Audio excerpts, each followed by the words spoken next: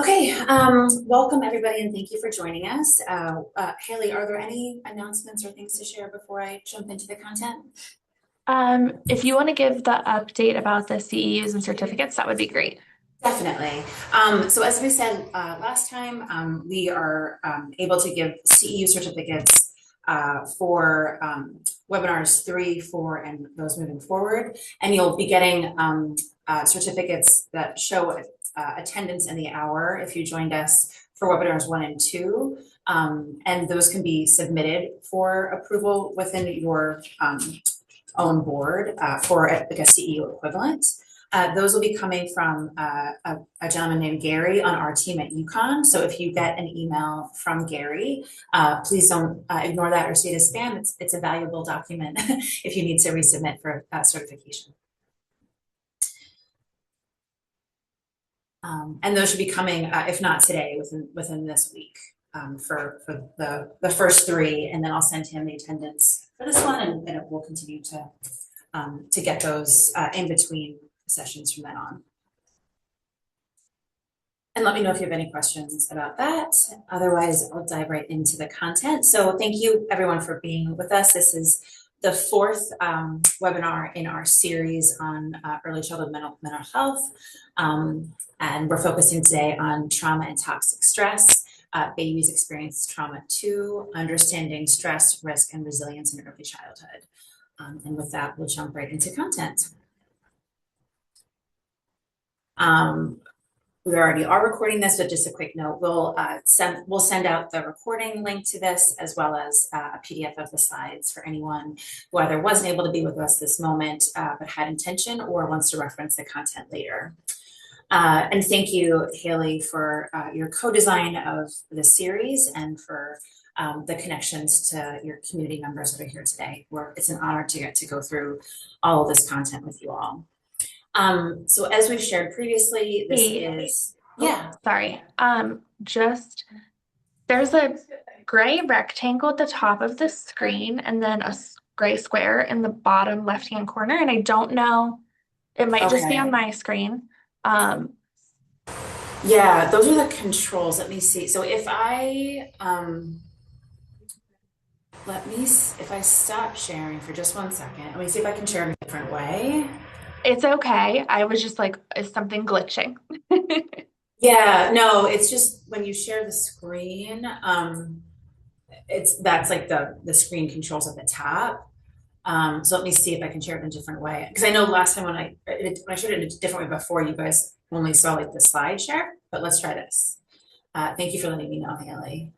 Okay, if we go here.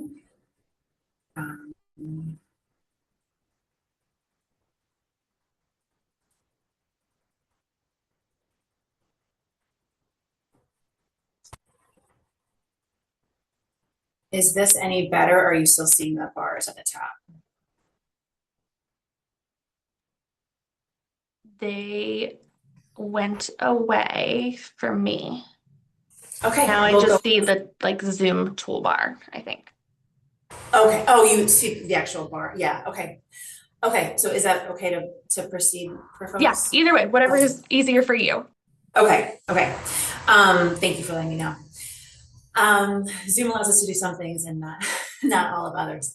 So thanks for pointing that out. So as I was saying, this is part 4 in a sort of a larger series. We'll be meeting between now and early August on the range of topics that you see here. And if this is your first time joining us, although I think we have a pretty sort of core set of people by now, since I was going through the attendance list to share with Gary, but feel free to go back and access any of the recordings here as well.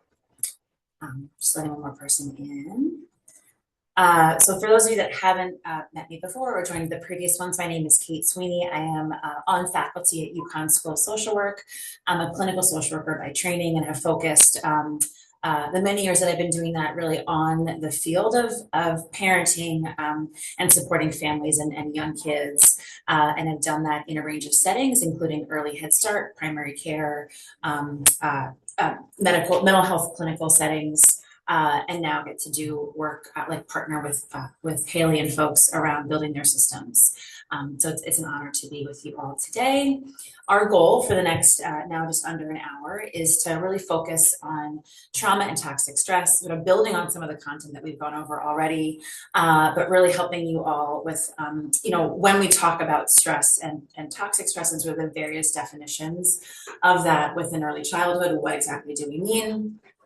Describe how trauma and chronic stress can impact infant and early childhood brain development and therefore their behavior and their relationships. To recognize the common signs of trauma exposure in infants, toddlers, and preschoolers, and how that can often be misunderstood as some other things like inattention or defiance.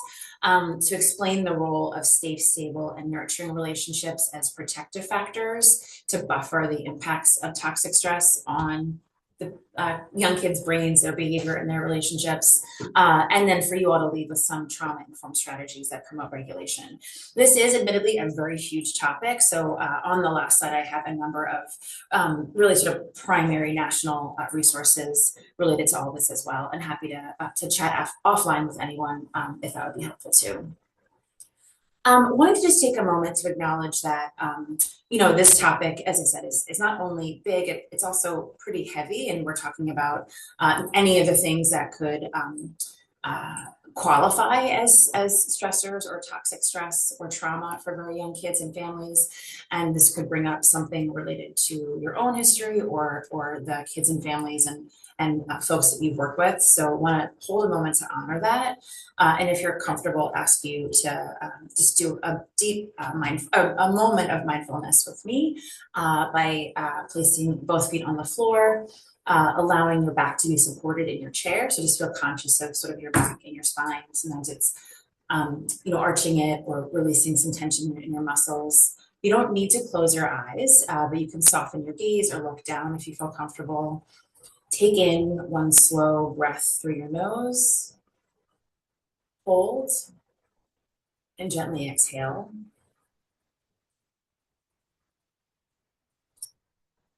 And if you can, do it again. Breathing is good for us. Slow inhale, and if possible, a longer exhale. As you're taking one more slow breath, try to notice one thing you can see in the environment around you, one thing you can hear, one place that your body feels supported. So either your feet against the floor, your legs against your chair. No need to change anything, just notice. And as we begin this session, remember that we can only support regulation in children that we're connected with our own. So wanted to just take a moment to honor the topic and invite you to return to that if you need to during any of this content. So this slide you've seen already, but just a reminder that when we're thinking about like an overarching theme of, 12 webinar sessions that focus on the principles of infant and early childhood mental health, I'm going to use the term relationships over and over and over again because that's so central to how kids develop and experience this world and operate within it. Always considering the context of development and the context of that happening within families and culture and community and sort of current statuses of those things. And that we're always going to try to take a strengths-based and prevention-focused lens, even in the topic of today. So as we're talking about trauma, we're going to both talk about the impacts of it and how it shows up in behavior and how to support it once it's happened, but how do we also take a prevention-focused lens to it as well. So that's just a frame for our further discussions. And this is a slide you've seen as well around just the working definition of infant and early childhood mental health as the developing capacity of a child between birth and 5 to do 3 things: experience and form close relationships, experience, tolerate, and express a range of emotions without lasting collapse, and to explore the environment and learn, all within the context of their culture and family. When we think about trauma, want to acknowledge that there's a lot that's been learned over the last, especially past 20 years, most facilitated by the science behind a lot of the brain studies that have tied behavior and exposure to trauma to impact for very young kids. But people still really don't want to acknowledge that very young kids are aware of can be impacted by or can develop mental health conditions as a result of trauma. And the more that we know about it, we can know how to support families that have done so, rather than ignoring the consequences or not supporting them until consequences get so bad. With that, I'm going to pivot to show you a video that was developed. You'll perhaps notice a couple of key prominent folks within the field, including Bruce Perry, who shows up in this video, but looking at exposure to domestic violence in very young kids and how we've come to understand this. So give me one moment as I pivot and make sure that I'm sharing right screen and audio here.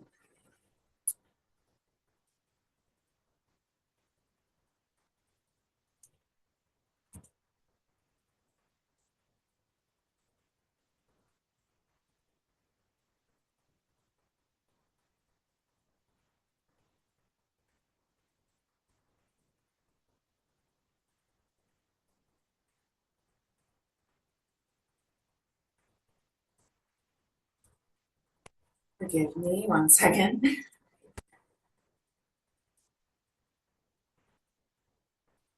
Here we go.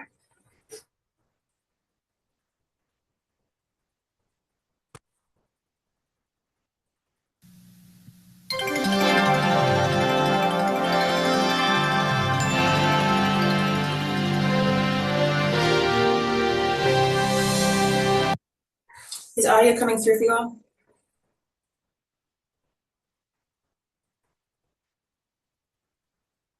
Yes? Yes, audio is good. Thank you, Kate. Thank you.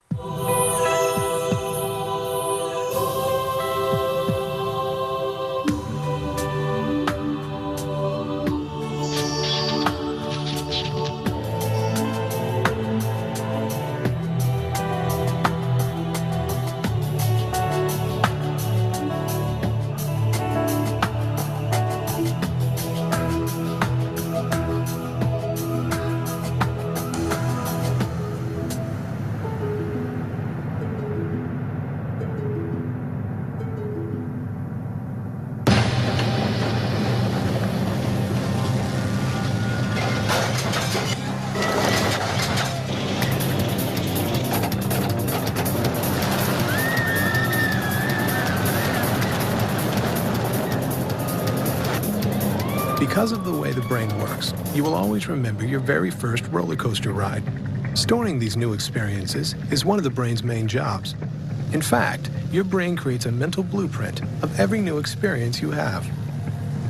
A blueprint for any new touch is stored in one part of the brain.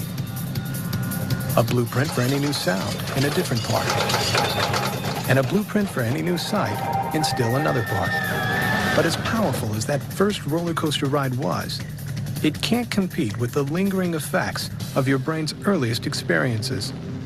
Although you have no conscious memory of this part of your childhood, it is these very first experiences that literally become the building blocks for your whole life. Unlike other organs, the brain is undeveloped at birth, and it is waiting for experiences to shape how it will develop. The amazing thing about the human brain is that the younger you are, the more sponge-like your brain is, which is the reason that children in 3 years can learn language, can learn to walk, can do all kinds of incredible things.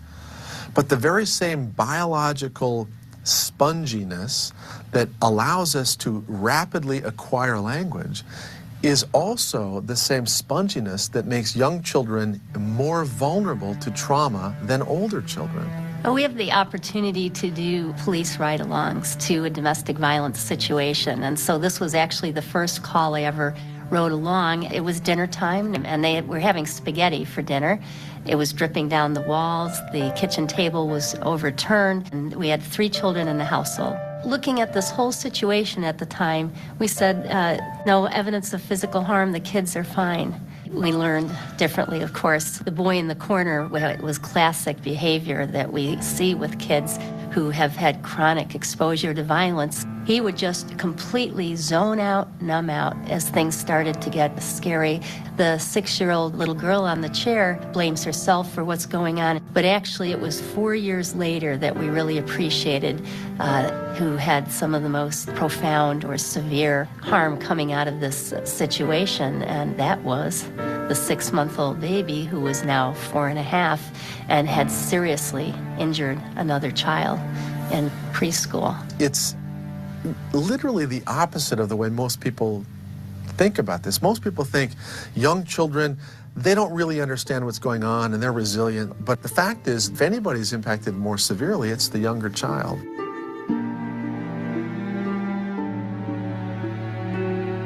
The brain is put together like building blocks in a sense. Those first blocks that go together are the more primitive area, the survival brain.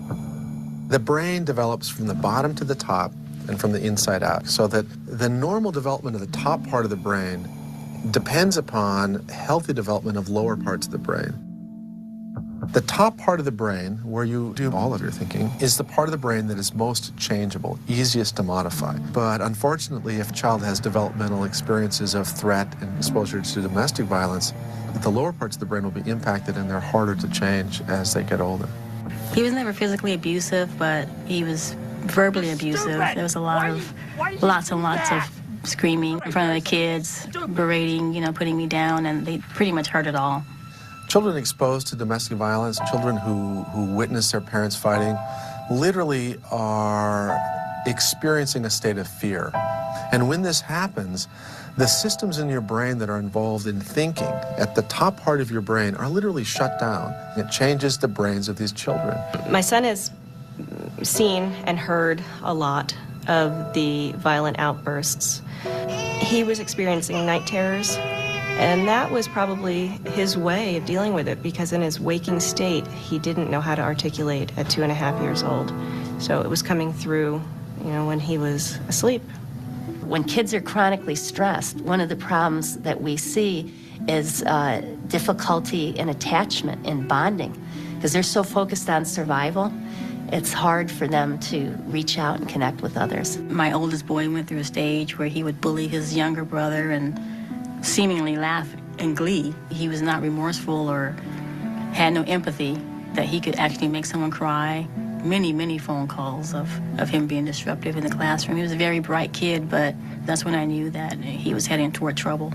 A lot of these kids get labeled as being, bad, difficult, defiant. This is a very natural response to their circumstance. What the child is doing is a survival strategy for them, but it creates behaviors that are very difficult in the classroom. When they're in a crisis mode, they can't learn. The tragic reality of children growing up in domestic violence is that they end up with mental health problems at a rate higher than children who are actually the direct victims of physical abuse. My mother was a victim of domestic violence. So I will pause it there just for the sake of the fact that we only have an hour. I'm happy to send a link to the full video if folks want to watch it. But as I'm pulling up the slides, any ahas or takeaways or moments you'd like to reflect on from that?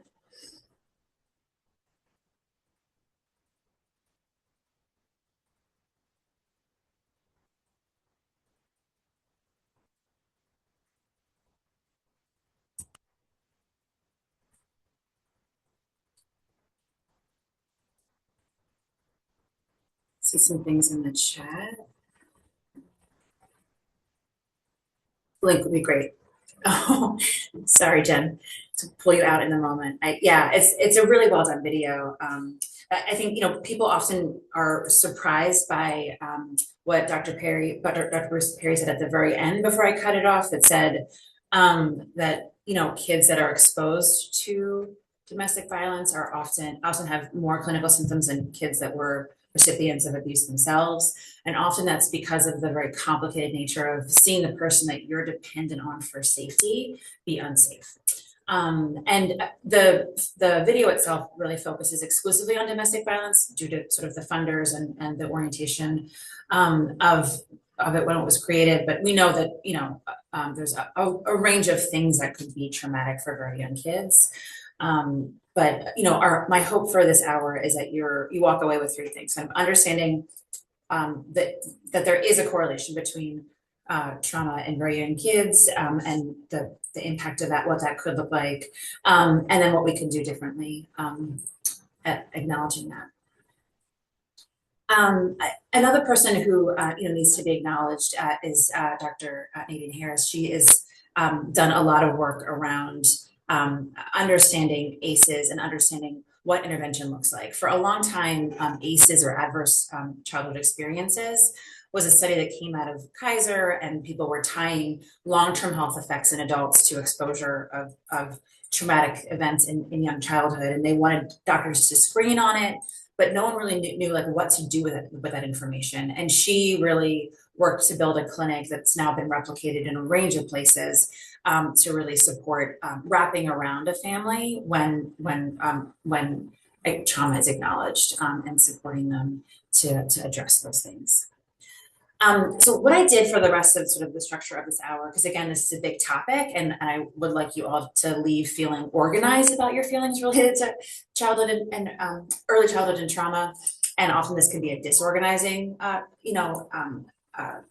lecture when you're just sort of talking about all that we know about how bad it is sort of have you walk away with sort of 7 key concepts. So the rest of our time is sort of organized around these 7 ideas.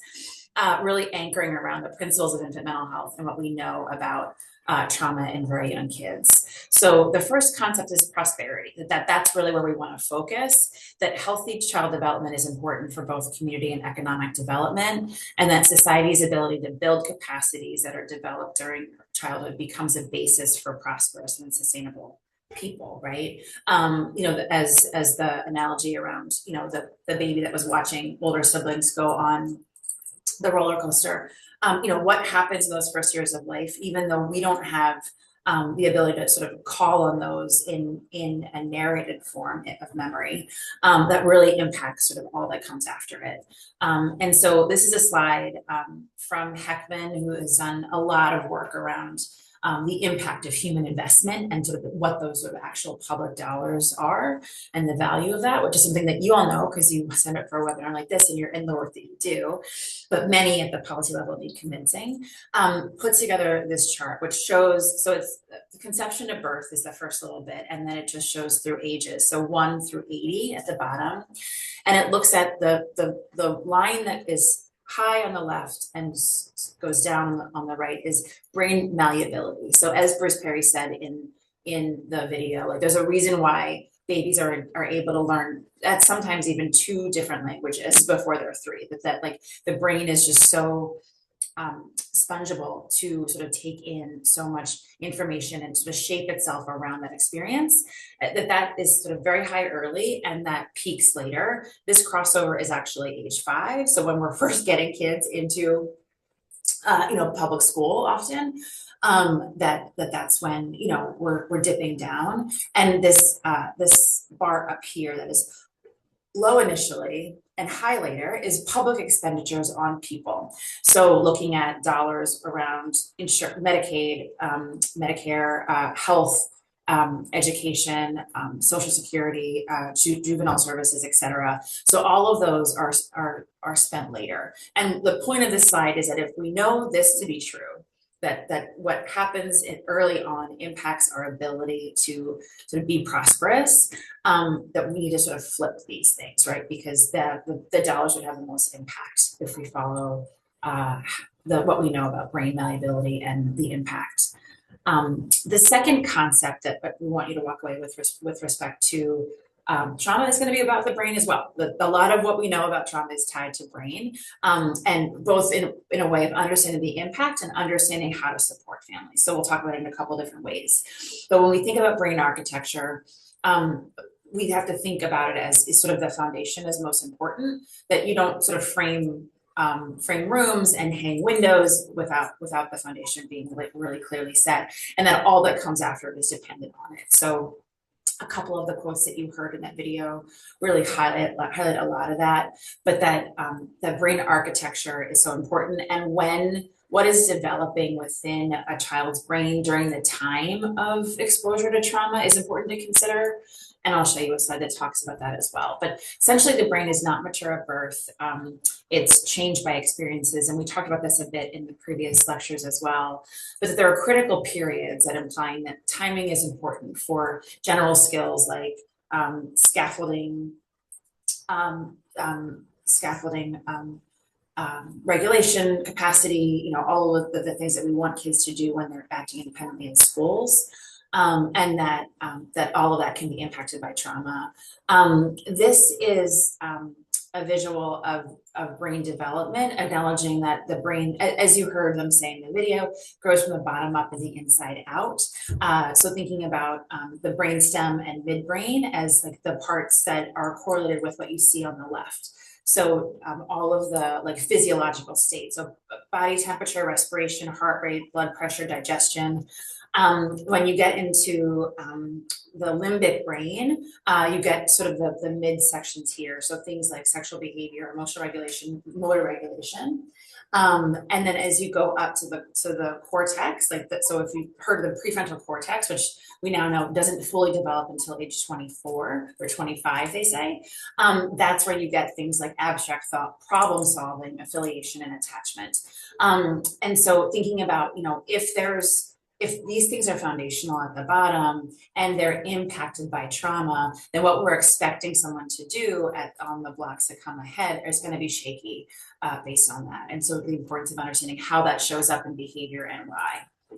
This is looking at, so when you see NCTSN on the slide, this is the National Child Traumatic Stress Network. It's a federally funded network that looks at a bunch of different, they fund centers across the country looking at different impacts and interventions around trauma in all of childhood. So not just early childhood, it goes until transition age youth. But they have a toolkit that has this visual here, and it looks at just the impact of extreme neglect. So the gray sort of circles on the bottom are just the brain shape. So head shape, brain shape is impacted when you see extreme neglect. And the temporal lobe, so the heat mapping on the top, you can see is just brain activity. So you can see not only is the size of the brain impacted, but the activity in the brain. So again, when we think about the temporal lobes are associated with the executive functioning, right? So when we're asking people to sort of have the ability to make long-term decisions, to not act on impulse, all those things, does a child that was impacted by extreme neglect even have that option? A little bit more about trauma in the brain, and these are from some great slides out of a team in Philadelphia that I can share with you as well, some resources. It looks at understanding that PTSD hurts the brain. So post-traumatic stress disorder, most commonly associated with veterans, but I think has now been more broadly applied to people that experience especially acute stress. So crimes, accidents, significant, acts of nature that impact the safety of their homes and things like that. We know that the post-traumatic stress is categorized as the response to the stress happening, right? And so the degree of which can vary greatly based on individual and experience and their ability to tolerate that stress. And we know as well their relationships, and we'll talk about that more in a little bit, but that we know that even in very young kids, and you saw some of those cases detailed in that video, it's not only their response to the trauma that happened, but the traumatic stress responses that look like zoning out or withdrawing, so numbing. Sleep problems, you heard in the video that they talked about night terrors are very frequent because that's when the brain is sort of undistracted by other things and often sort of back in that state, even if not those moments. Loss of developmental skills. So we term that as like regression, where like the child may have accomplished potty training or some language acquisition, and then that goes back. And then you'll see, incidents of sort of violence or severe dysregulation in play often. And again, there can be a cluster of any of those symptoms, but that's often what it looks like.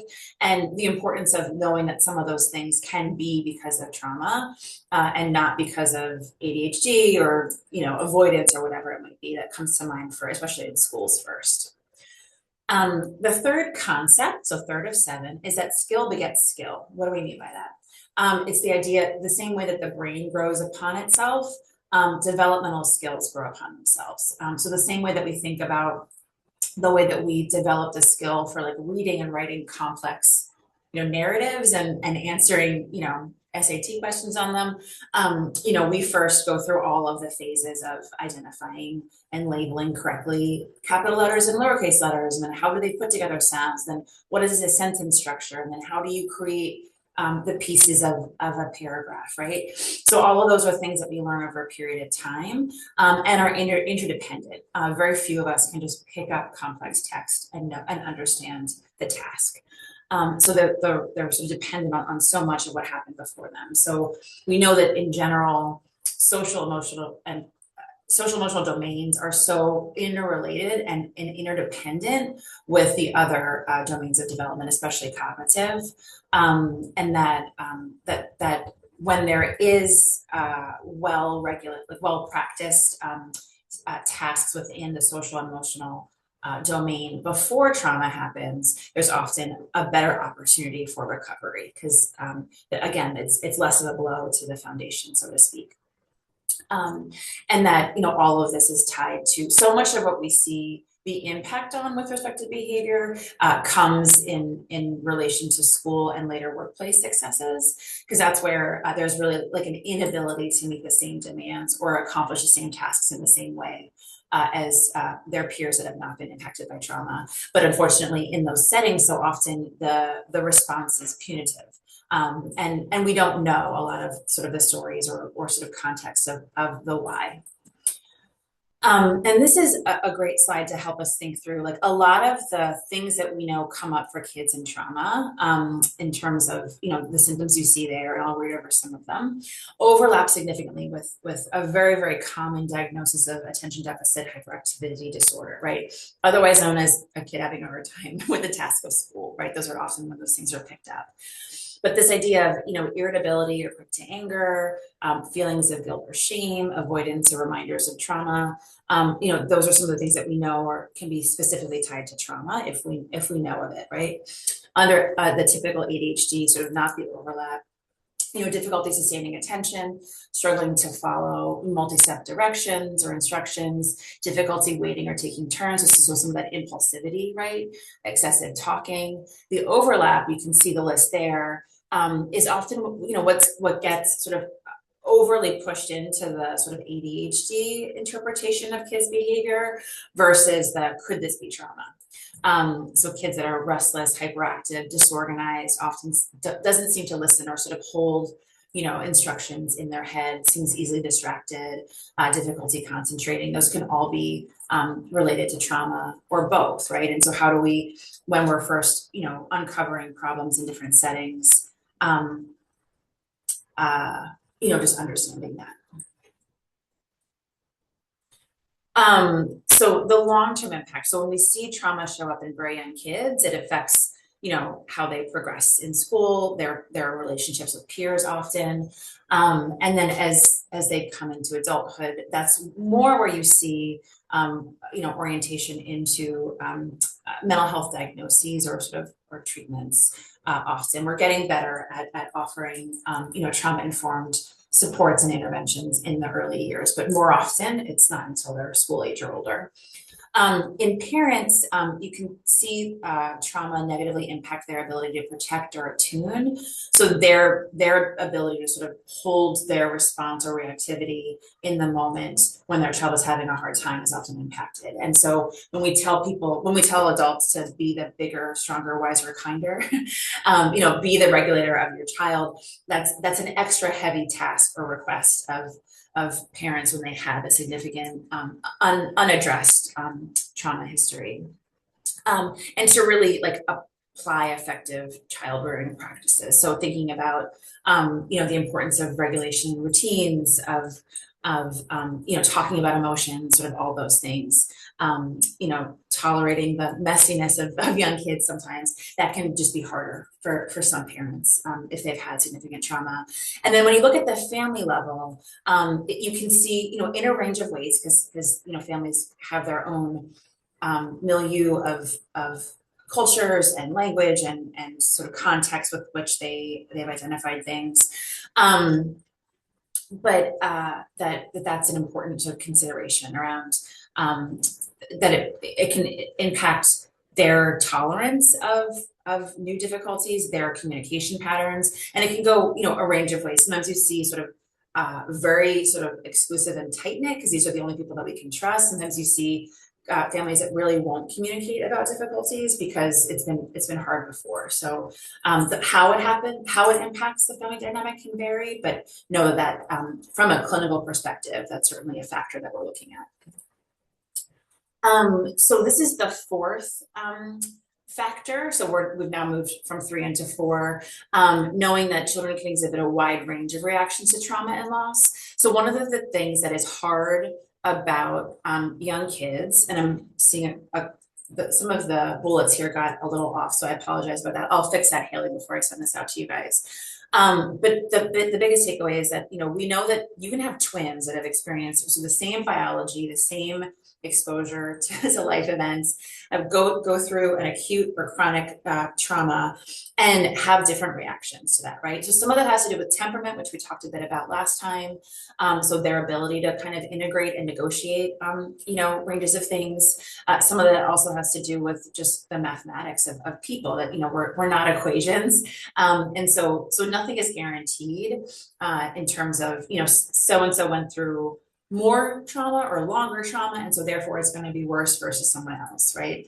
That it can vary based on the nature, the onset, the intensity, the frequency, the duration of trauma. Those are all things that we consider from a clinical perspective, and also like the response, right? So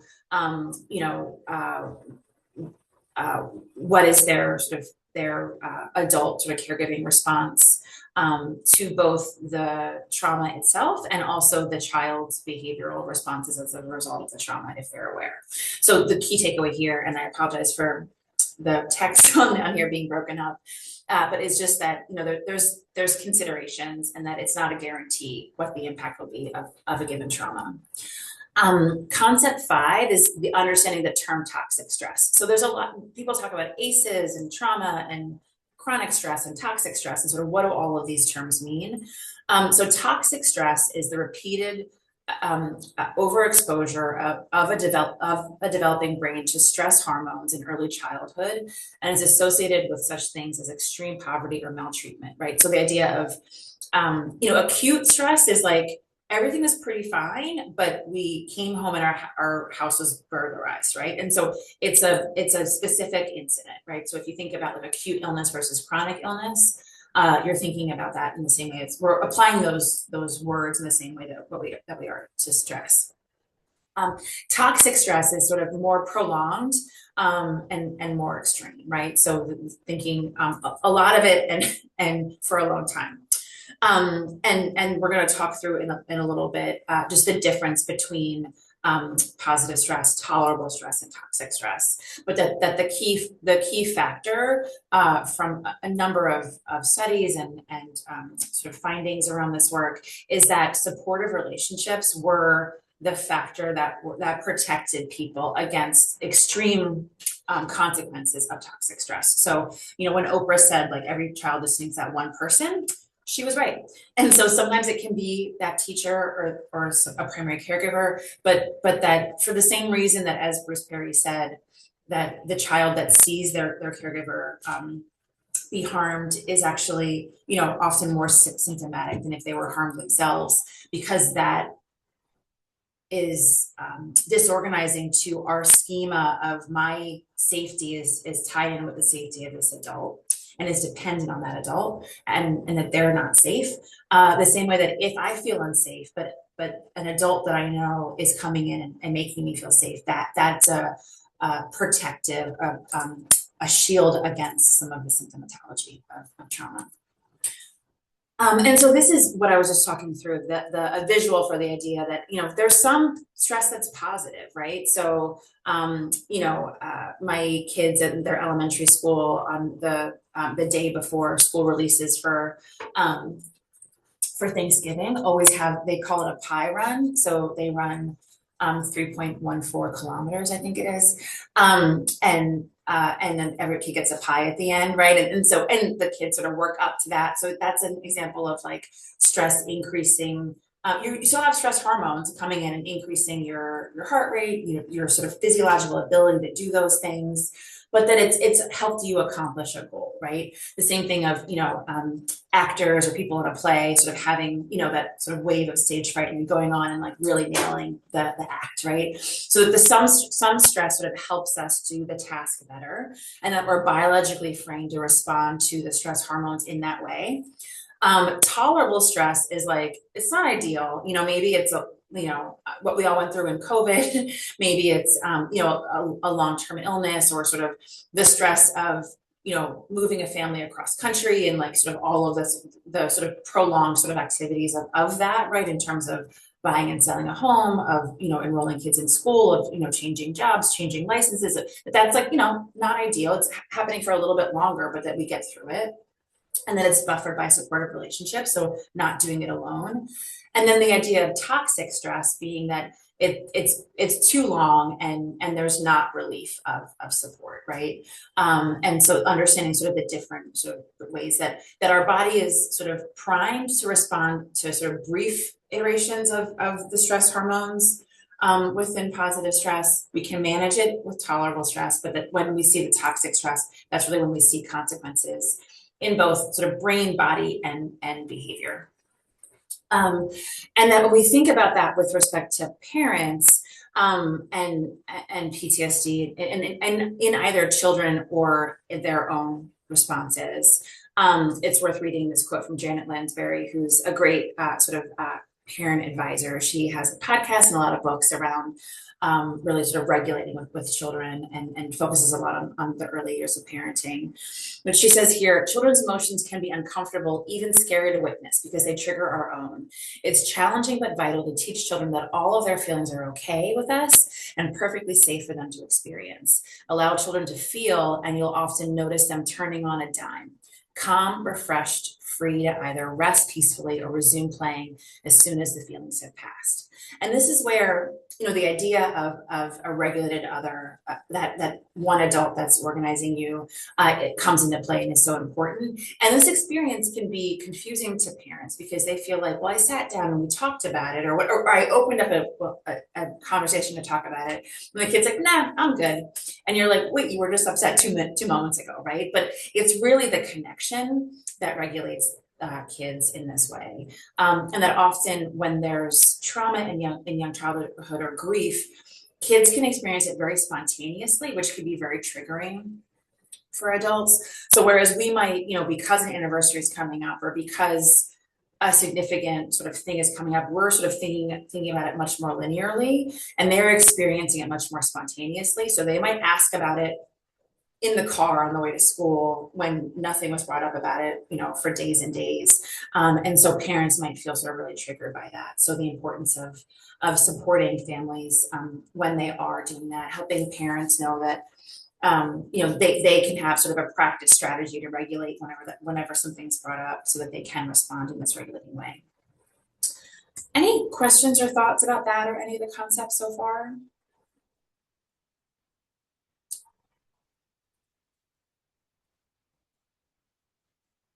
Okay, well, feel free to pop them in the chat or unmute if you have them. Just wanting to sort of go through a couple more slides. Again, understanding the parental response or family caregiver response when there is stress. So this is something that's called the stress brain loop, right? So chronic stress often comes into the brain by increasing the stress hormones that we know, causes cellular changes in the hippocampus. So that's the center of the brain, the little egg in the middle that controls emotion and regulation. and decreases the regulation of cortisol. So cortisol is one of the sort of known stress hormones. So meaning that the hippocampus has less control over cortisol, right? So that's happening. And then the consequences of that are less attention, less perception, less ability to sort of build short-term memory, less sort of typical learning, and even harder times finding words. So I'm sure, as I read off that list, many of you could think of yourselves in moments, right? We all experience some of this, right? We all have some sort of stress consequences. But when that's happening over time, and also sort of driven by sort of the experience of chronic stress, which often leads to emotional distress, poor nutrition, and inadequate sleep, which also has impacts on the brain. You can see that, you can have a very well-intentioned parent, but their ability to respond like that in the moment can be very hard. So when we're thinking, and I had shared with you earlier, both in this hour and also in this just sort of web series, that or webinar series rather, we're not going to talk about kids without talking about adults and their families. This is where, when you're considering stress and early childhood, considering the stress impact of parenting. So if we're asking them to do an intervention that requires a lot of attention or a lot of language, a lot of perceiving of their child's emotional state at that time, we might have to really scaffold those tasks for them. We might really have to manage our expectations of their onboarding of those strategies. It's needed and they can do it, but how do we sort of not just hand them the book, but really sort of practice with them so that they have the opportunity to be successful in that way. So concept 6, so 6 of 7, so we're getting close, is this idea that we pay now or pay later, right? So that, the idea of ignoring or putting off interventions for kids when we know that there's been trauma or there's concern or sort of, option to consider trauma is not beneficial. Trying to change behavior or build new skills and the foundation of brain circuits that were not formed properly when they were first formed requires more work and is less effective, but better to sort of build in, whatever analogy around scaffolding and spackling and cement, so to sort of fix that foundation earlier on versus later. There'll be more things falling off the roof if we don't fix it now. And that's done by really focusing on forming safe, stable, nurturing relationships, the environment of children and their families to prevent the effects of toxic stress. And these are kids where like the act of sort of supporting families with a routine can really be impactful here. How do we support the structure of the family to be responsive? This is a visual from the Center for the Developing Child at Harvard that have done a lot of really amazing stuff. They're now doing a whole series on the impact of the environment on child development. But this looks at, excessive stress affects how well we develop and use functional skills. So again, like, are we putting more demands on kids that based on their exposure to stress, that they need more pathways to build those skills versus just expecting them to be able to do that. So in early childhood, severe frequent stress redirects children's brain development away from what their other skills would be that they would be acquiring at that time. So impulse control, away from planning impulse control toward building the capacity for rapid threat response, right? So their brain is telling them, yeah, learning how to stack those blocks is great, but this keeps happening. And so we need to respond to this instead, right? I need a strategy for when that's going to happen again. And again, if you think about it in that way, it's very, very logical, but how do we then help the brain calm so that they can build those other skills?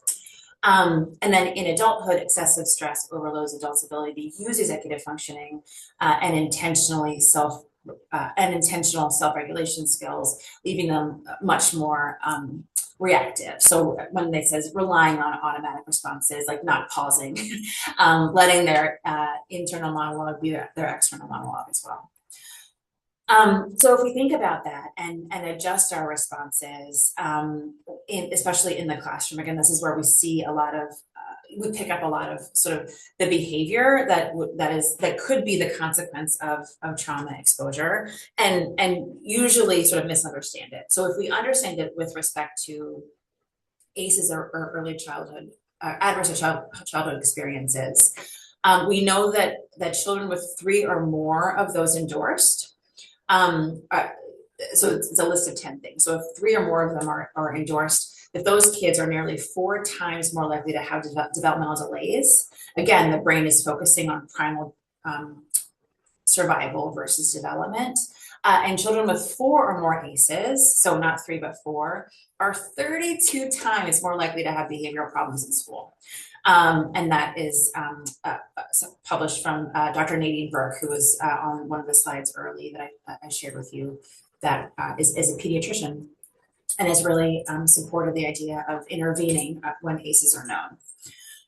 So if we knew these things, that we see kids that come across our desk with developmental delays or kids in school with behavior problems, and we consider it within the context of exposure to trauma early, how do we adjust our response to what they need? And this is from a book titled Playing the Poor Hand Well by Mark Katz. It says, not realizing that children exposed to inescapable, overwhelming stress may act out their pain. They may misbehave, not listen to us, or seek our attention in the wrong ways, can lead us to punish their behavior, punish these children for their misbehavior. Their behavior is so willful, so intentional. She controlled herself yesterday, so she can control herself today. If we only knew what happened last night or this morning before she got to school, we would be shielding the same child or reprimanding, right? And so that's just a call to action, or to our systems, to how do we support advocacy of thinking about a child's behavior as the cause of it as possibly different, and therefore the response to it as different. This is a video that I will send out as well. It's also from the Center for the Developing Child. It's about the idea that the emotional well-being of young kids is directly tied to the functioning of their caregivers and their families. And so, how do we, again, think about that the kids that show up off the bus or after drop off and are withdrawn or defiant or dysregulated are speaking for the environment that they're coming from. And how do we understand sort of the point of intervention? Maybe many, right? So concept 7. So we can't talk about the impact of trauma in early years without talking about the idea of resilience, and it's a promising one, and one that we're intentionally ending on. That trauma exposure and resulting symptoms are not predetermined. As we said, that there can be a range of clinical responses and a range of resilience in both kids as individuals and their families. So I'll talk through some of what we know here. But that people are remarkably resilient in general. I mean, people and kids and communities and countries live through unthinkable things often, and are impacted by them, but heal and grow from them, right? And are able to accomplish things after. So the equation of a child doesn't end with a traumatic event. That they're still developing and engaging, especially with support, there can be great recovery. This is pulled from a couple of different studies, as you can see, but it's generally considered that only 20% of kids that have exposure to trauma in early childhood will develop clinically diagnosed PTSD symptoms. You might argue that they have some sort of different symptoms, or sort of it might represent itself differently, but that they meet the criteria for post-traumatic stress disorder in only 20% of the time. So that we say that to share that in a promising way. What we know about resilient children is that connection to a caring, competent adult, as we've already shared, is really key. That cognitive and self-regulation skills, again, thinking about those as sort of primary in how the brain grows, as being very protective. If they have a positive view of self, and those kids that just, even at the age of 2, come into the world with a sense of themselves, it's going to be, they're going to be less shaken often by traumatic events or events that were perceived by them as traumatic or scary, and that they have a motivation to be effective in the environment, right? So these are the kids that are sort of wanting to do the task of school or play or dance or whatever it might be. So they're engaging and interacting with the environment and wanting to be part of that. So there's a desire to do that rather than withdraw.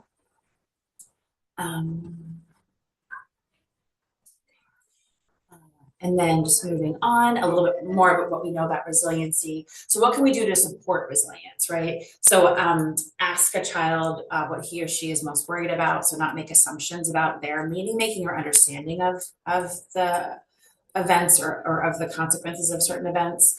Help a child find ways to express their feelings, such as drawing or journaling. Often when I was doing clinical work within the University of Maryland, the families that had the longest trauma histories talked the least about emotions. And so much of that was often, again, that sort of hear no evil, speak no evil slide we had in the beginning. Adults are worried about, well, if I bring this up, that will be traumatizing to them, or if a child isn't bringing it up, I don't want to bring it up, right? But the more that we can let kids know that a range of feelings are normal and allowable, the better that they will be, and the more sort of practice that they need and the permission that they need to have that.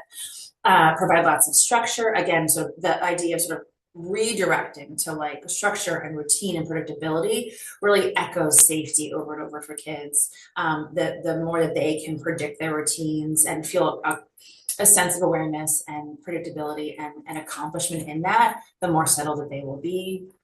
And help caregivers understand how trauma can impact kids is really important. So again, to not punish behavior that is the consequence of trauma. As we're closing in the last couple of minutes, really making sure that we think about family resilience as well. So you can see a couple of the things here pulled by a range of studies in the literature around what we know about families and resilience post-trauma. They have a strong commitment to the family, that they're organized with clear leadership and role boundaries. So you're not seeing like parentified children or things like that. There's a sense of belief in themselves and their ability to succeed or to accomplish a given task. They want to work to resolve issues rather than avoid discussing or resolving them. That there's a shared sense of family meaning. And a lot of this is around how do we apply that to children? So what can we do to really reinforce a sense of security, a sense of self-esteem, a sense of efficacy, and a sense of coherence in very young kids that have been exposed to trauma? And a big part of that has also to do with, for their caregivers and for their family, reframing the idea of conflict. So conflict is unavoidable, is natural, and can feel like it's increasing post-trauma. But there's a developmental functioning in that way, and that it's not intentional. So how do we see that as an opportunity to kind of rejoin and partner? You can see the sort of fighting donkeys here, sort of going against each other, but when they work together, they can accomplish the task of eating. We'll close with putting the link in the chat, but acknowledging that it's 1 o'clock. And thank you all for your time. Happy to stay on if folks have questions or thoughts. This is the list of resources that I'll send as well.